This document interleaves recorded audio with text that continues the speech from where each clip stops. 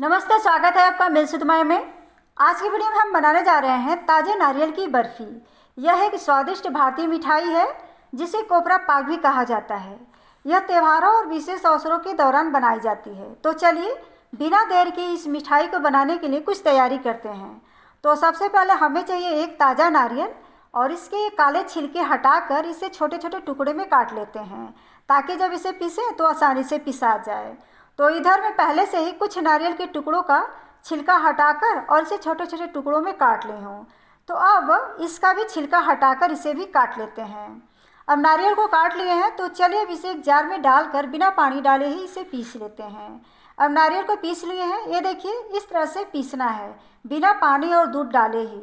तो चलिए अब इसे माप लेते हैं। तो ये 1 कप है और जार के अंदर 1/4 कप और है। तो चलिए अब चलते हैं गैस की तरफ इसे भूनने के लिए। तो इसके लिए गैस जलाकर एक पैन गरम कर लेते हैं। अब पैन गरम हो चुका है तो अब इसके अंदर खाने वाले चम्मच से 2 चम्मच घी डाल देते हैं और इसी के साथ ये जो नारियल पीस के रखे हैं इसे डाल देते हैं और अब इसे मीडियम आंच पर चलाते हुए भून लेते हैं। ध्यान रहे कि केवल इसका कच्चापन दूर करना है, इसका कलर चेंज नहीं करना है। अब नारियल भुना चुका है, ये देखिए बस इतना ही इसे भुनना है, इससे ज़्यादा इसका कलर चेंज नहीं करना है।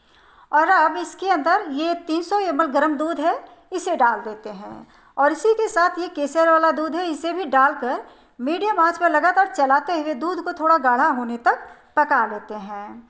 यहाँ मैं आपको एक बार याद दिला दूँ कि अगर आप मेरे चैनल पर नए हैं तो प्लीज़ मेरे चैनल को सब्सक्राइब कर लीजिए और साथ ही लाइक शेयर कमेंट करना ना भूलें।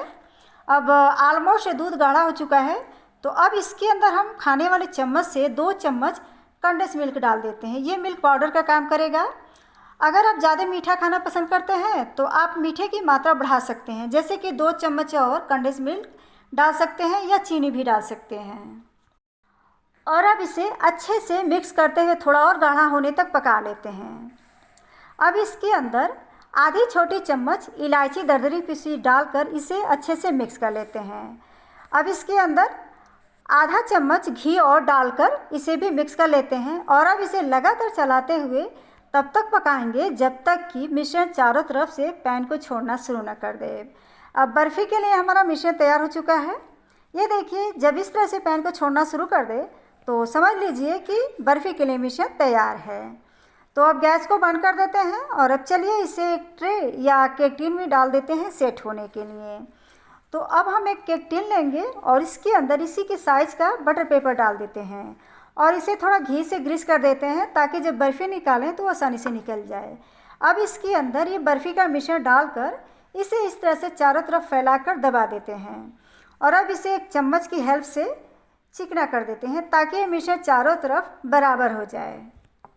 अब चलिए इस बर्फ़ी को 4 से 5 घंटे के लिए रख देते हैं रेस्ट के लिए, ताकि ये बर्फ़ी ठंडी हो जाए और सेट भी हो जाए।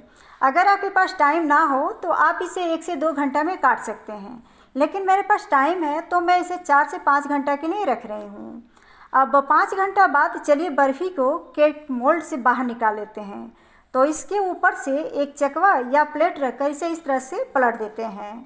अब इसे इस तरह से हल्के हाथ से दबा देते हैं ताकि ये बर्फ़ी आसानी से निकल जाए और अब इसके ऊपर से ये प्लेट और बटर पेपर हटा देते हैं और अब इसे एक चाकू की हेल्प से इस तरह से काट लेते हैं। आप अपने मनपसंद कोई भी शेप में काट सकते हैं। इधर मैं चौकोर में काट रही हूँ।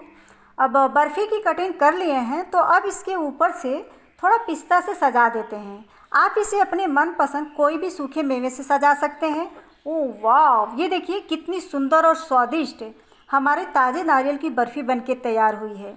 तो चलिए अब इसे एक प्लेट में सर्व कर लेते हैं। तो लीजिए, झटपट और आसान हमारी ताज़े नारियल की स्वादिष्ट बर्फ़ी बनके तैयार है। आप इस बर्फ़ी को किसी भी विशेष अवसरों या त्योहारों पर बनाकर आनंद ले सकते हैं। उम्मीद है आपको मेरी कोशिश ज़रूर पसंद आएगी।